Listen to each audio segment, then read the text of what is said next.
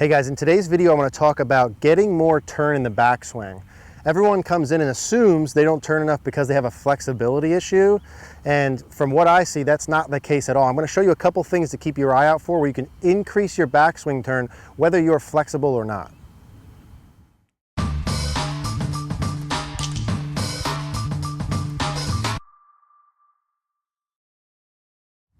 All right guys, I want to talk about backswing turn. So I have a lot of people who come in to see me who don't turn as much during the backswing as I would like or as they would like, and almost all the time they assume and think and tell me that they have a flexibility issue, right? They think, hey, I can't turn back as much in the guys and the girls on TV because I'm not flexible enough. Well, what I see is that's not really the case hardly at all.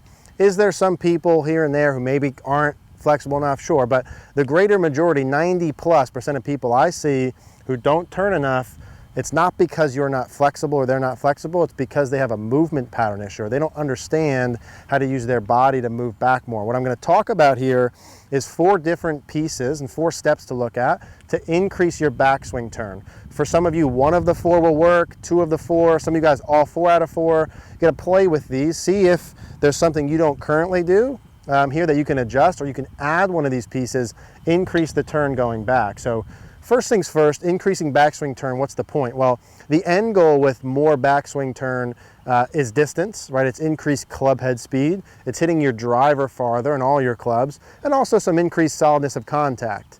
Indirectly, if you turn your body more back, that can also help club path.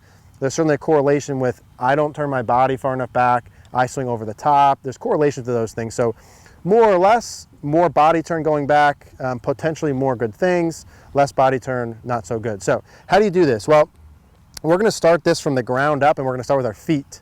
So first things first, when we take our setup, we have a direction our feet go in, right? We're going to say you could be kind of straight 90 degrees to your target line, or you could have a varying amount of foot flare, okay?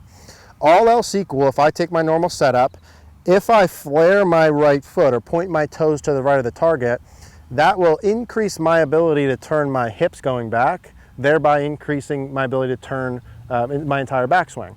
If I had my right foot straight square 90 with the camera, I would not be able to turn my pelvis and my hips back as far. And certainly if I had my feet kind of ducked inward like this, I would be able to turn even less. So ducked in would be not good, not a lot of turn. Square would be a neutral amount of turn. If I flared my right foot a little bit more, I can turn even more. That's part number 1. So check your feet and the foot flare. I'd suggest the older you get, probably increase that foot flare for sure a little bit more. Part number 1. Part 2, your right leg and how your right leg works. So again, all else equal, there's always a lot of variables with the golf swing stuff. When I make my backswing, the more I keep my right leg bent, the less I can turn my hips. The more I straighten or lose flex in my right leg, the more I can turn my hips. There's more freedom of motion with my pelvis and my hips here like this, okay? If I were to increase the bend of my right knee going back, I would turn the least. If I were to lose some flex going back, I would turn the most. Do yourself a favor, go look at tour pros and the older players, watch their knee flex out of dress, watch them at the top. 99.9% of them lose flex in their right knee going back. Why do they do that? They do that so they can tilt their hips. They do it so they can turn more going back. Do I want you to lock your leg right off the bat like that? Probably not, but I do want you to lose some flex from where you started with. That's part number 2. For some of you, adding right foot flare, losing some extension of your legs, you're going to be able to turn more right away, and it had nothing to do with flexibility. Part number 3 when we go back is belt buckle turn or hip turn. Without those 2 first pieces, again, all else equal, the more I turn my belt buckle back, you know, a lot of stock models would say you want to turn your hips 45, you want to turn your shoulders 90, and those are okay reference points to start with. The more I turn my hips back, the more I can turn my shoulders and my torso back. If I don't turn my hips at all, I can only turn my shoulders maybe 30, 40 degrees, right? This is where a lot of this flexibility stuff comes in, right? You guys make a backswing, your knee's really bent, your foot straight, and you don't turn your hips.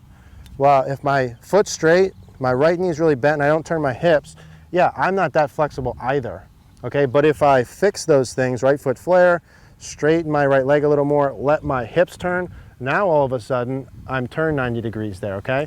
Think about that. If I can only turn my shoulders 30 degrees or 45 degrees against my hips being square, well now if I turn my hips 45 degrees, now all of a sudden my shoulders went 90.